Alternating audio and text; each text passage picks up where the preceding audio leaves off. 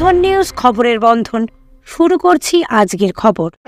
6ই December সংহতি যাত্রায় বেরোলেন চুঁচুড়ার বিধায়ক অসিত মজুমদার। এদিন হুগলি চুঁচুড়া পুরসভা 2 নম্বর ওয়ার্ডে নেতাজি নগর উন্নয়ন সমিতির সামনে থেকে শুরু করে পদযাত্রা শুরু করেন তিনি। ঘুরলেন এই এলাকা, ঘুরলেন, মানুষের বিভিন্ন সমস্যার কথা শুনলেন, তার সমাধান করে দেবেন বলে আশ্বাসও দিলেন তিনি। একাধারে ইসলাম ধর্মাবলম্বী মানুষ, অনুদায়ী পুরোহিত, এইভাবে তিনি এলাকার বিভিন্ন অলিগলি ঘুরলেন, বাসিন্দাদের সঙ্গে কথা বললেন, তাদের অভাব অভিযোগ শুনলেন, লিপিবদ্ধ করলেন তাদের অভাব অভিযোগ। বিধায়কের সঙ্গে ছিলেন হুগলি চুঁচুড়া পুরসভার প্রাক্তন পৌরপ্রধান গৌরীকান্ত মুখার্জি। বিধায়ককে কাছে পেয়ে স্থানীয় মানুষজন তাদের অভাব অভিযোগ শোনালেন। উল্লেখযোগ্য, এর আগে জনসংযোগ যাত্রায় বেরিয়ে মানুষের অভাব অভিযোগ শুনেছেন হুগলি চুঁচুড়ার বিধায়ক। 6ই ডিসেম্বর এই দিনে গুরুত্বের কথা মাথায় রেখে তিনি সংহতি যাত্রার মধ্যে দিয়ে বিধানসভা এলাকায় মানুষের অভাব অভিযোগ শুনলেন। ড্যামেজ কন্ট্রোলের নামে কি বললেন চুঁচুড়ার বিধায়ক অসিত মজুমদার?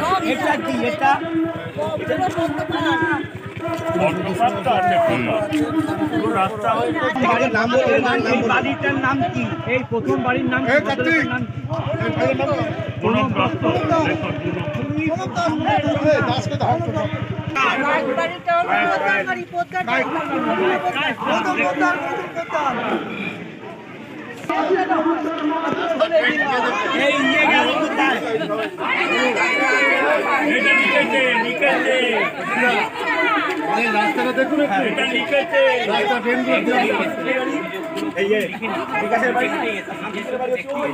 দেখুন না কিভাবে চলছে। এই রাস্তা আমি করেছিলাম, এগুলো আমি করেছিলাম, ওটা করে দিচ্ছি।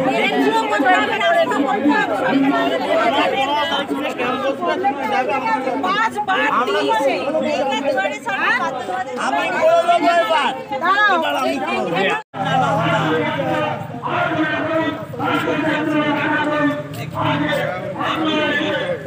না মানে কলেজে জল একদম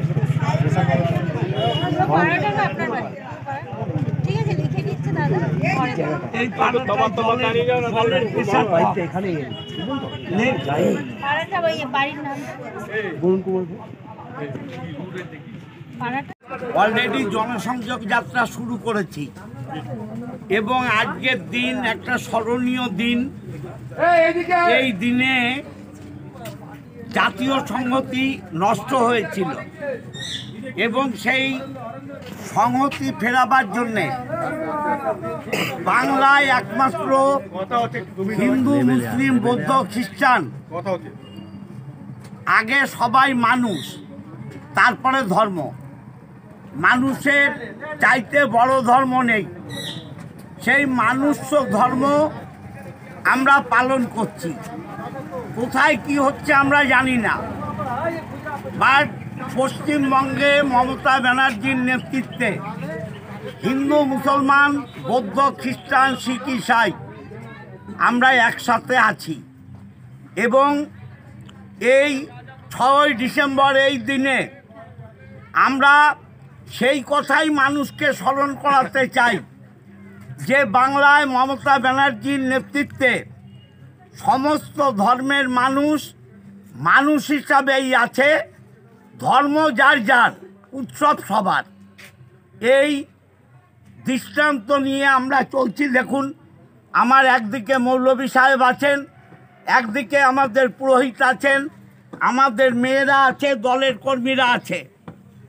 আজকের এই দিনে আমি হুগলি চুঁচুড়া পৌরসভার 2 নম্বর ওয়ার্ডে এখানকার কাউন্সিলর রঞ্জন রাহা এবং প্রাক্তন চেয়ারম্যান গৌরীকান্ত মুখার্জি, এই ওয়ার্ডের প্রাক্তন কাউন্সিলর রূপা দে সহ দলের সমস্ত নেতৃত্বকে নিয়ে আমি মানুষের অভাব অভিযোগ জানতে বেরিয়েছি।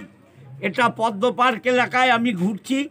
এখানে মানুষের অভিযোগ আছে ড্রেন, রাস্তা এবং এখানে ঝাপপুকুর উন্নয়ন সমিতির যে পুকুর আছে সেই পুকুর পাড় এখানে খেয়ে গেছে। একটা পবিত্র মন্দির আছে এখানে, সেই মন্দিরের রাস্তাও খেয়ে গেছে। আমরা মানুষের অভাব অভিযোগ শুনছি এবং এগুলো কিভাবে দ্রুত করে দেওয়া যায়। এই পদ্ম পার্কের রাস্তাও ছিল না, এই রাস্তাও আমার করা। অতএব ড্রেনের যে সমস্যা আছে এবং মন্দিরে পুকুর যে খেয়ে নিয়েছে রাস্তা, সেটা নিয়েও আমরা ভাবছি। মানুষের পাশে আমরা আছি এবং বাংলায় যে ধর্মের কোনো জায়গা নেই, ধর্ম যার যার, নিশ্চয়ই ধর্ম পালন করবে, কিন্তু সবার আগে মনুষ্য ধর্ম, যেটা মমতা ব্যানার্জি আমাদের শিখিয়েছেন, আমরা সেই সিম্বল নিয়ে মানুষের দরজায় দরজায় যাচ্ছি। আপনাদের সাথে দেখা করবার জন্য, আপনাদের সঙ্গে মিলিত হওয়ার জন্য আপনাদের এলাকায় এসছেন। আপনাদের সঙ্গে চুঁচুড়া বিধানসভার মাননীয় বিধায়ক, উন্নয়নের কান্ডারি, আমাদের প্রিয় দাদা। আপনারা জানেন তিনি প্রতিটা মুহূর্তে মানুষের পাশে থাকে পারেন। সেই প্রিয় বিধায়ক আজকে এই নেতাজি নগর দিয়ে আপনারা তাকে জানান। আজকে নেতাজি নগর মোড় থেকে যে সংগঠন যেহেতু মাসের মধ্যে একবার আসে, হয়তো নর্দমাটা পরিষ্কার করলো, 10 দিন পরে ওই যে ময়লা পরে আসে এই রাস্তায়, সে তুলতেও আসে না, কিছুই না। আর এই যে রাস্তা একটা আছে, এখানে মশা আমাকে ভর্তি, বাড়িতে বাস করা যায় না। কী বলবো, কাকে বলবো আর কী করবো? কী বলবো, নিকাশি তো ঠিক মতো হয়ই না। মাসে একদিন বললেও ভুল হবে, 2 মাসে হয়তো একবার আসে। তারপরে রাস্তাটা দীর্ঘদিন ধরে বলা হয়েছে, এর আগে ইলেকশনের আগে, বিধানসভা এই পৌরসভা ভোটের আগে বলা হয়েছিল, বলেছিল হ্যাঁ করে দেবো। কিছু রাবিশ টাবিশ ফেলেছে ওই পাশটায়, কিন্তু বাকিটা এখনও সে জল জমে, মশা হয়। ডেঙ্গু নিয়ে সচেতনতা করছে, কিন্তু মশার থেকে যায় না ঘরের মধ্যে। এর আগে আমরা দেখেছি রবীন্দ্রনগরে একাধিক মানুষের, স্থানীয় পঞ্চায়েত সদস্য থেকে প্রধান, তাদের নিয়ে ক্ষোভ জানাচ্ছিল বিধায়ককে। আজ 2 নম্বর ওয়ার্ডে কাউন্সিলরকে নিয়ে ক্ষোভ জানাচ্ছে বিধায়ক। মানুষকে এটা বুঝতে হবে, গলতটা রয়েছে গোড়ায়। এরা শুধু কেবল ভোটের স্বার্থে রাস্তায় নামে, ভোট মিটে গেলে এদের আর খুঁজে পাওয়া যায় না। আজ সামনে যেহেতু 2026-এর ইলেকশন আসছে, বিধায়ক মশাই রাস্তায় নেমেছে জনসংযোগ করতে। আবার এই ভোট মিটে যাবে, আবার এদের খুঁজে পাওয়া যাবে না।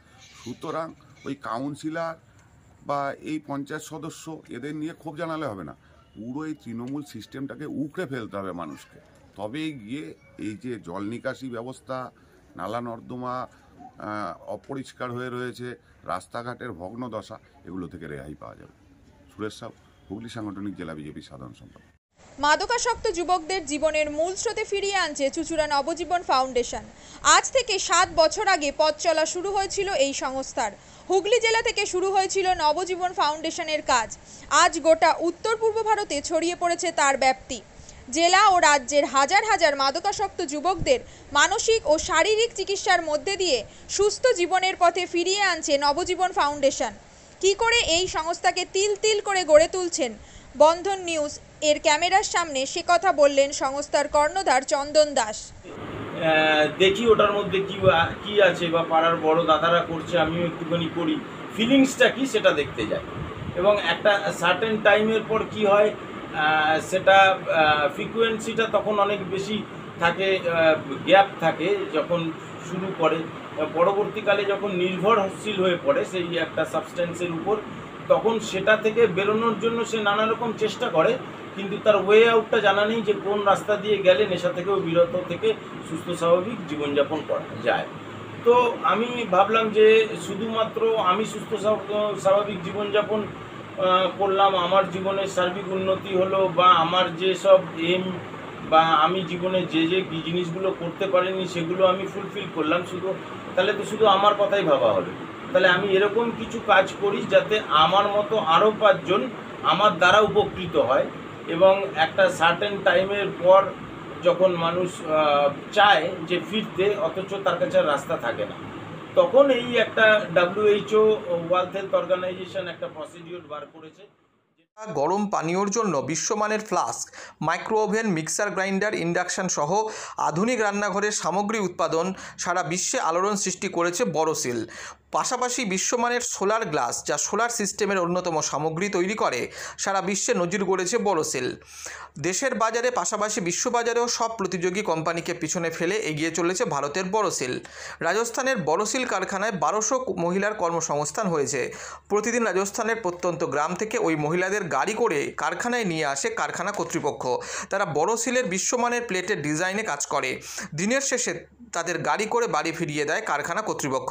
কর্মসংস্থানের এই বেনজির দৃষ্টান্তের জন্য বড়শিল কোম্পানিকে কুর্নিশ জানায় ভারতবাসী।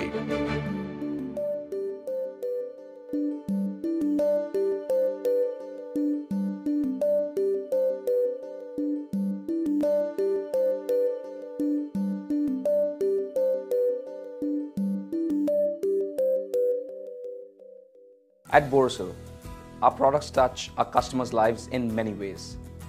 Our philosophy is simple: understand the evolving needs of our customers and deliver solutions to meet them.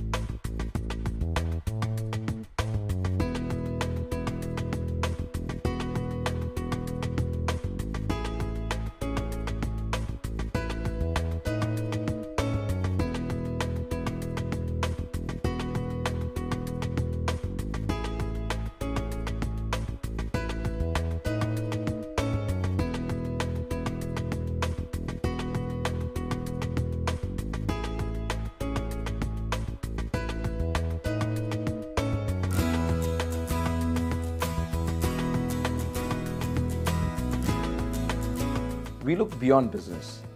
We promote green energy as well as provide healthcare and education for the underprivileged. In fact, this has been our heritage at Borosil.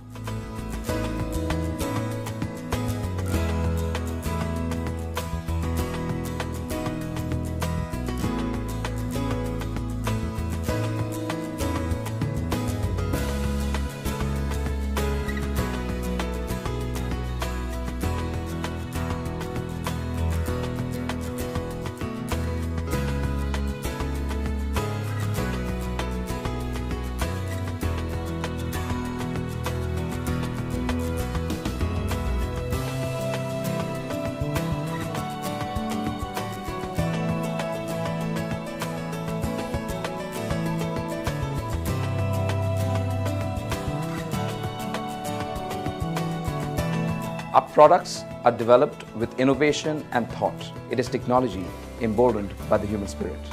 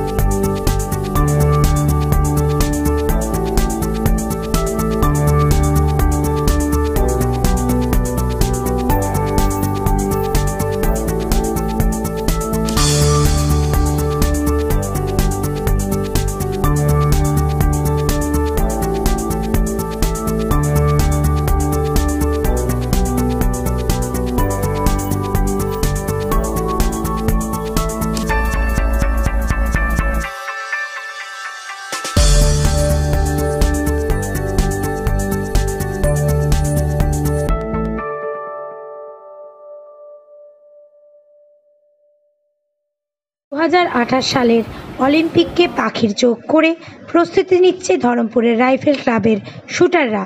আন্তর্জাতিক মানের rifle প্রশিক্ষণ কেন্দ্র ধরমপুরের rifle club 10 metre থেকে 25 metre সব ধরনের rifle শুটিংয়ের প্রশিক্ষণ দেওয়া হয় এখানে। অতীতে স্বনামধন্য রাইফেল শুটার শ্যামল দাস এই ক্লাবের কোচ ও কর্ণধার। দেশের তরুণ প্রজন্মকে ভবিষ্যতে শুটার তৈরি করার কারিগর ধরমপুর রাইফেল ক্লাব।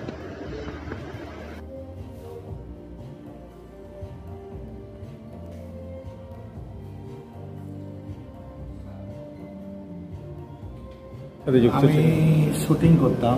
শুটিংয়ে 90-তে সিভিলিয়ানে ইন্ডিয়া রেকর্ড করে চাকরি পেয়েছিলাম আমার ইস্টার্ন রেল।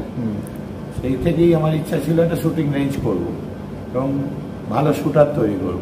আমার টার্গেট 2028 সালে অলিম্পিকে যদি ধরমপুর রাইফেল ক্লাব থেকে কেউ যেতে পারে, তার জন্য আমি সুইমিং পুল করেছি, জিম করেছি, যোগার সেকশন আছে, আর 25 মিটার পিস্তলও আছে ইনডোর, যেটা ভারতবর্ষে কারোর কাছে নেই। এত কিছু করেছি নিজের চেষ্টায়। আমাদের 30 জন শুটার শুট করে এখানে। আমার টার্গেট আরও উন্নত করার, ইলেকট্রনিক্স টার্গেট, যেটা 25 মিটারে ইচ্ছা আছে লাগানো, 50 মিটারের ইলেকট্রনিক্স টার্গেট লাগানো। এখানে 7টা লেন আছে ইলেকট্রনিক্স, একদম ইন্টারন্যাশনাল। আরও ইচ্ছা আছে 6টা লাগানো। যদি সংস্থান হয় তাহলে করব।